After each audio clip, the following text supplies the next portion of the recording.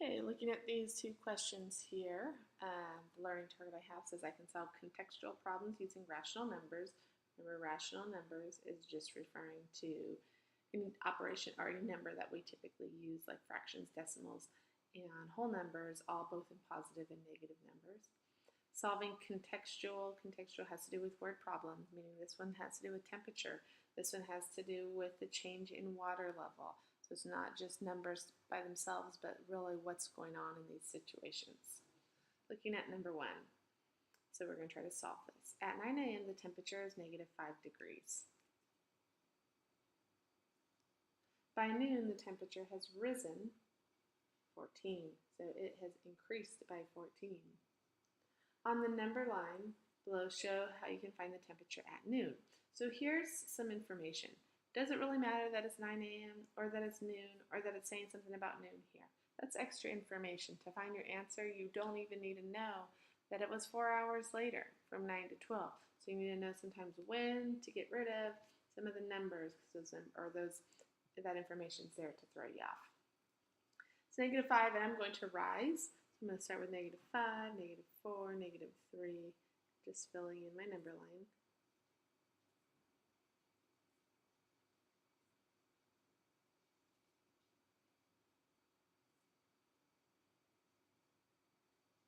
All right, so I got from -5 to +16. Here's our 0.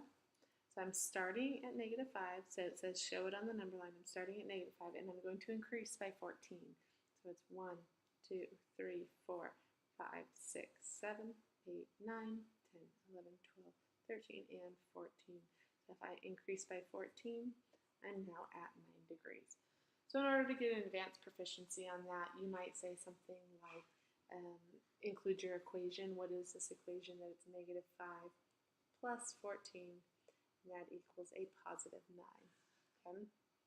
You might also write an explanation that says, at 12 o'clock, it is 9 degrees. All right? Looking at number 2, this one's much harder than that last one. Okay, so we're thinking about how we can work through this. Juan marked the water level at a lake at the beginning of the year. At the end of every month, he recorded how much the water level had changed in centimeters. What is the total amount of change in water level over the course of 9 months? So here's your 9 months. So it doesn't really matter. We don't need to know what February, March, or April, what happened there. All we're thinking about is from January to September. Use your knowledge of properties of operations to simplify your calculations. We got 1 in decimal, 1 in fraction. So that makes it pretty difficult for us to solve that. So we've got to convert 1 to a fraction or 1 to a decimal. And in this case, I'm going to go to a fraction. 0.3 is also known as 3/10. And so then we're thinking about that I have this value -5/8, and I have this value 3/10, and that I'm going to have to end up adding or subtracting. I don't even know which one I'm going to do yet at this point, but I do know that I'm going to be adding or subtracting, and so I do know I need to get a common denominator. So in this case, our common denominator is going to be 40. You could use 80, and you could use 800. Those would all work. But in this case, our common denominator is going to be 40. And the value that I multiplied this by to get there was 5. So I'm going to multiply my 5 times the 5. I'm going to get -25. And to get from 10 to 40, we multiplied that by 4. So I'm going to multiply my 3 times my 4 to get my 12. So here's my new fractions that I'm going to work with. Okay. And how much did it change by? It's basically saying what's the difference, right? How much did it change? That's a difference question. So that's a subtraction problem. A couple different ways we could write this. So we could say -25 over 40. We're going to subtract 12/40ths. Or you could write it the other way and say I'm at 12/40ths. And I'm going to subtract a -25/40ths. Either one of those is the correct way.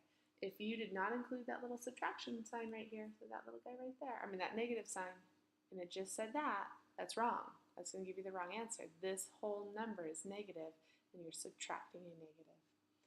All right, so in this case, this would be like adding, just like we had seen on the last learning target. 25 plus 12 is 37/40. So how much did it change by?